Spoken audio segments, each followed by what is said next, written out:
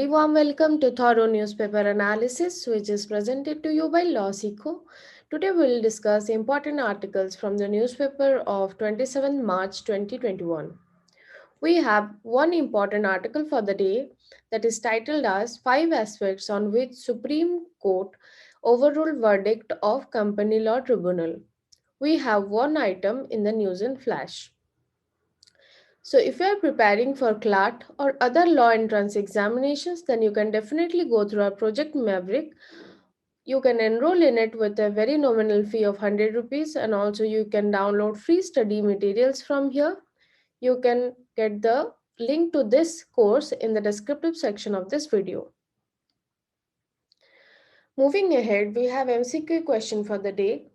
Recently, navigation through the Suez Canal was suspended as a vessel ran around due to sandstorm. What was the vessel's name? Your options are option A, Evergreen, option B, Harmony of the Seas, option C, the Knock Nevis, option D, OOCL Hong Kong. You can write your answers in the comment section below.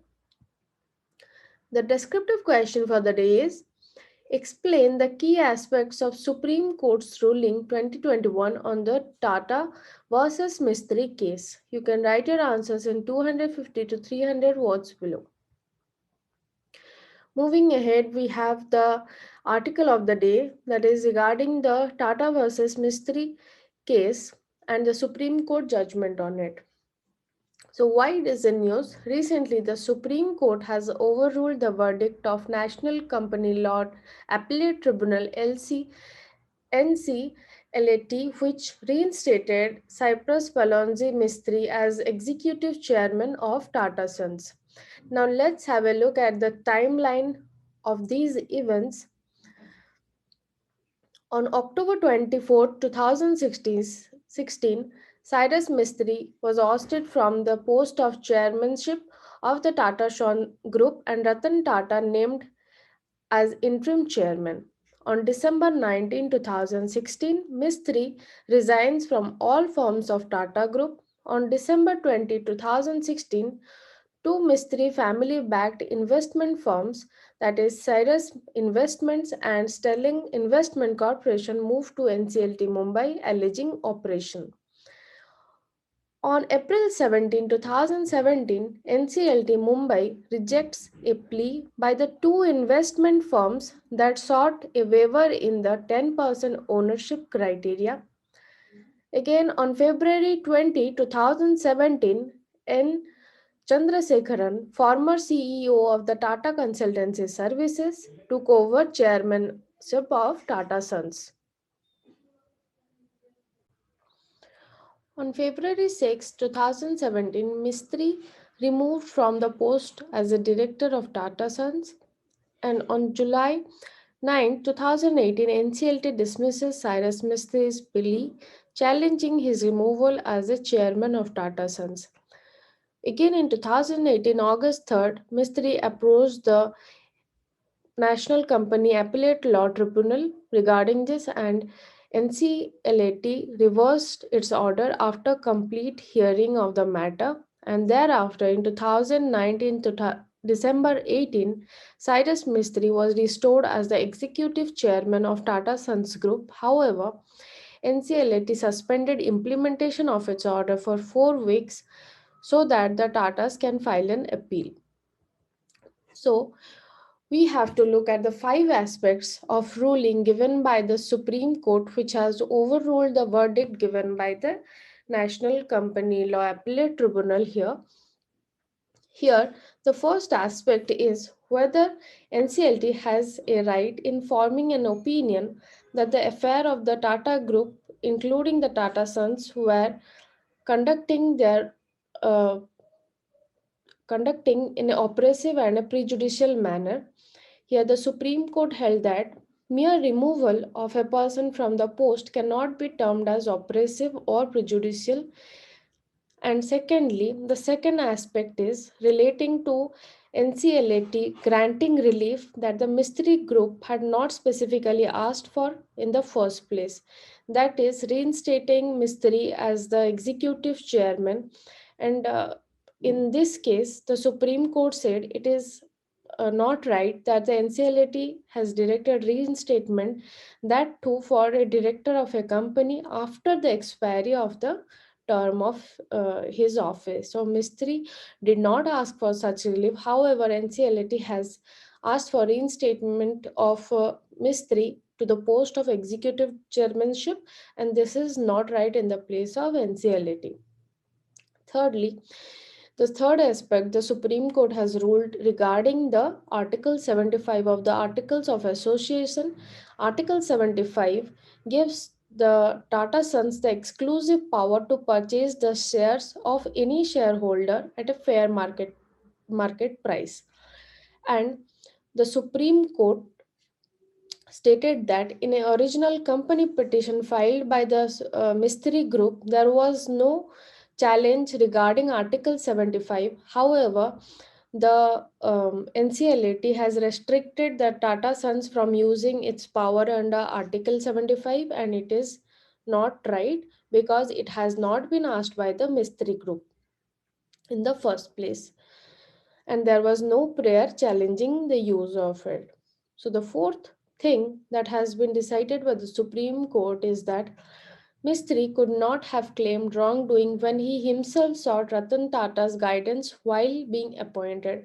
As we know, Mistry was appointed as executive chairman under the aegis of Ratan Tata ji, and therefore he cannot claim that the wrongdoing because he himself was taking guidance from Ratan Tata.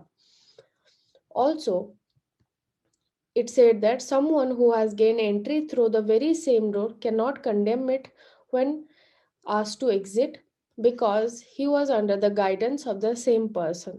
So, based on this, there were five ruling by the Supreme Court that it is not right that the NCLT has directed the reinstatement of Mistry as the executive chairman of the Tata Group.